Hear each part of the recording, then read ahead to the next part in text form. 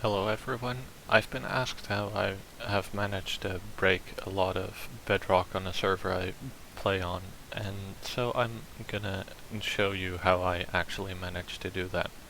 Keep in mind, this only works in very old versions up to 1.2.3, and it's directional. You have to be facing this specific piston, or, well, the main working pistons in either the facing 3 or facing 1, which you can see if you pull up F3, and I can't show my mouse unless I'm in an interface, so right here under the Z coordinate you can see what your facing is. So this one won't work, this one won't work, but this and this will.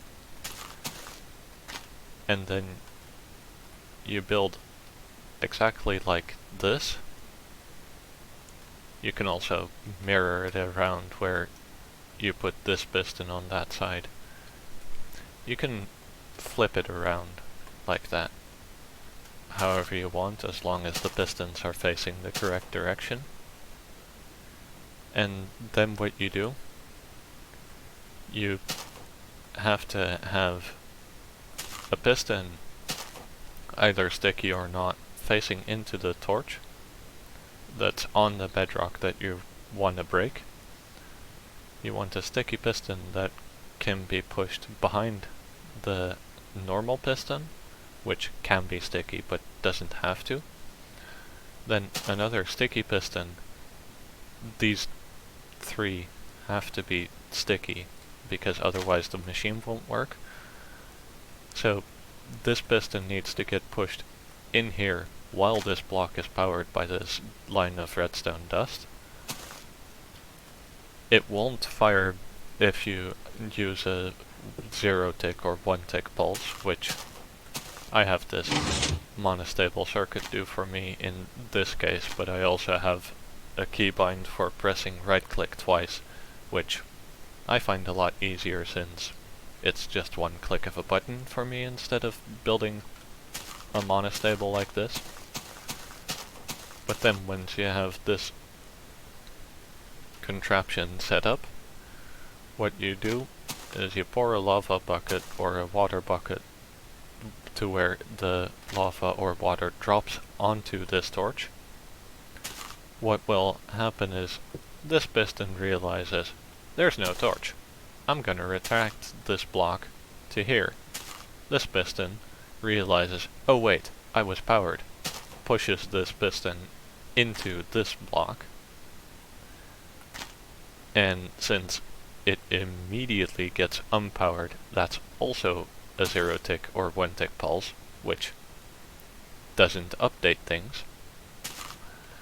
And then with this piston being where the torch is now, while the lava is also trying to flow in there, the lava block gets set, these pistons update, then with this piston here, the game puts the data value of the lava here, making and turning this piston into a downward facing extended piston. And I'll place this torch here to demonstrate how that looks while it's forming. So, lava bucket. So you get this weird piston. It might look like this is the actual piston head, but the game sees the piston head as being where the bedrock is now. And now how a piston retracts its head is it checks in front of the piston body, it breaks that block, and then it turns the piston body into a retracted piston body, which in this case means it eats the bedrock. Now, if you were wondering, yes, this does work in the Nether. And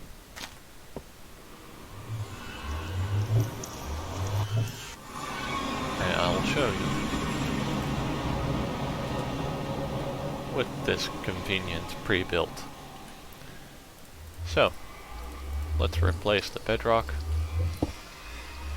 Put the torch. Here I'll one-tick it with the lever.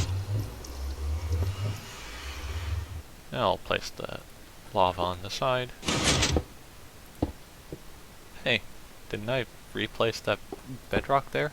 Oh yeah, because it's broken.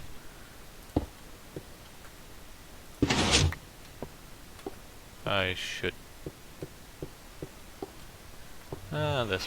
this block's powering the piston. Cool.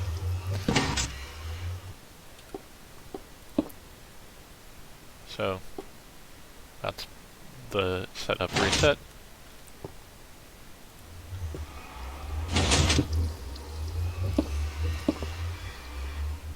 As you can see, works 100% of the time, every time. Just as long as you face the things the correct way. So, this is how you can just annihilate an entire area of bedrock, given enough time. And torches, because these get broken every single bedrock you break. You have to spend at least one torch. Might not be a problem, it might. But anyway, good luck on your bedrock breaking. Goodbye.